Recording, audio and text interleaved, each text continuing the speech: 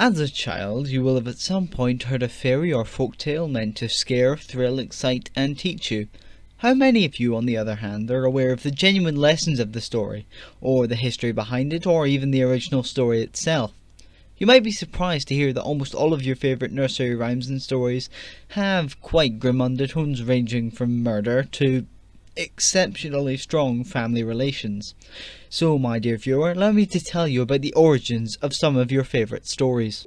Ring around the rosy. Ring a Ring of Roses is a tale that will be all but too familiar to you. The first known accounts of it being used date between 1878 and 1881 in Victorian Great Britain. It may sound like a happy-go-lucky children's theme, but its origins are quite disturbing. It accounts for the symptoms of the Great Plague during both the 14th and 17th centuries. Ring a roses, a pocket full of posies, a tissue, we all fall down. Now Fitzgerald, one of the main writers, states that this rhyme arose from the Great Plague, an outbreak of the bubonic and pneumonic plague that affected London in the year 1665. In the rhyme, there are obviously going to be different versions which have censored the true meaning behind the story. Roses is a verse used to, talk about the rashes that one would get after contracting the plague. Posies refers to the flowers or spices that one would carry in order to purify the air around them in an attempt to stave off the plague. A tissue, well you can guess, refers to the worsening symptoms, the sneezing, the coughing of the plague victim. And then we all fall down is the final chilling message which refers to the mass death that occurred within cities throughout the Black Plague. All around the mulberry bush, the monkey chased. Humpty Dumpty sat on a wall. Humpty Dumpty had a great fall. All the king's horses and all the king's men couldn't put Humpty back together again. Or so goes the old nursery rhyme. On the surface, it does seem quite innocent, doesn't it? The most common image of this is, an egg on a wall, but in fact, nowhere in the passage is an egg even hinted or mentioned. Well, that's probably because Humpty Dumpty is in fact a canon. That's right, the fellow who's been in such famous films as Shrek, is not an egg, but is actually a cannon. The rhyme was written during the English Civil War when King Charles I's armies fought Cromwell's New Model Army. It became popular in the 1810s as part of Joseph Ritson's work Gammer Gurton's Garland. The original version actually goes on like this. Humpty Dumpty sat on a wall. Humpty Dumpty had a great fall. 60 men and 60 more, I cannot place Humpty Dumpty as he was before. Back to canon. Now, the story goes on that while an English fort was being assaulted by the New Model Army, one of the larger cannons was struck and fell off a high wall during the siege of Colchester, landing next to a church, crushing those below it and snapping like an old woman's hip. I've fallen, and I can't get up! It was too heavy to move and simply impractical to try and rebuild, so it was left there and not restored to its original position. Thus the final line of the story, couldn't put Dumpty back together again. Oranges and lemons, say the bells of St. Clement's. Now this by itself is dark regardless of any form of meaning behind the words.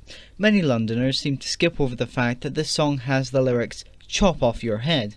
It first originated during the Georgian era but rose to popularity during the Victorian era, like all rhymes before this, because you can guess the Victorians were clearly on some form of cocaine.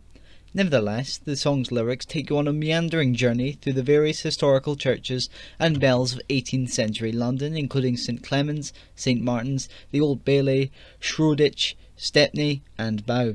First officially published in 1744, the song or rhyme itself is thought to predate this slightly.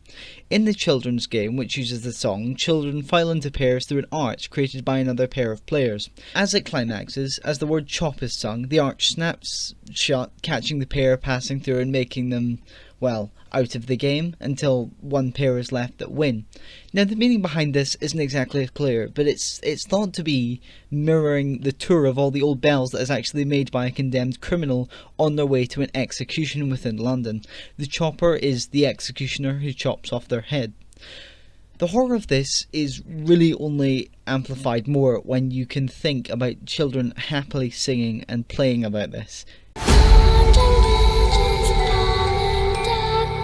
While the tune of this classic nursery rhyme sounds playful and the game might appear innocent, there are some, sinister theories about where it actually originated from and what's it really about.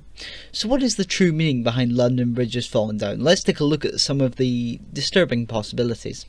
While the song was first published as a nursery rhyme in the 1850s, many experts believe that London Bridge is falling down dates back to the medieval era and possibly before that.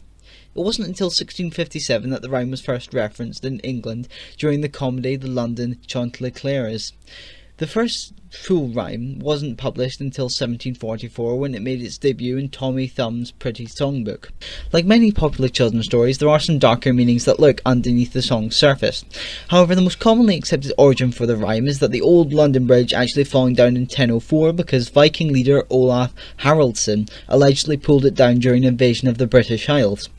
Though the reality of the attack has never actually been proven, and the tale of it inspired a collection of Old Norse poems written in 1230, containing a verse that sounds closer to the nursery rhyme. It translates to "London Bridge is broken down, gold is won and bright renown." But that wasn't the only event that could have inspired the London Bridge rhyme.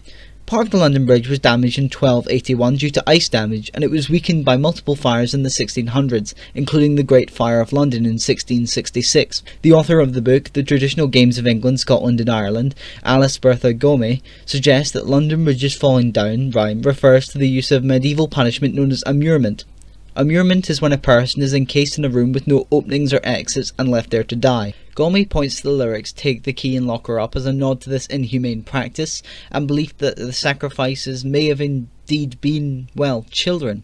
According to her, people during those times believed that the bridge would have collapsed if there wasn't a body buried inside.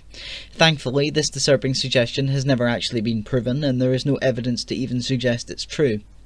As for the identity of this fair lady, well, nobody really knows. The old bamboo, you better never bother with the old bamboo. You can have the hat from your bumper shoe, but you better never bother with the old bamboo.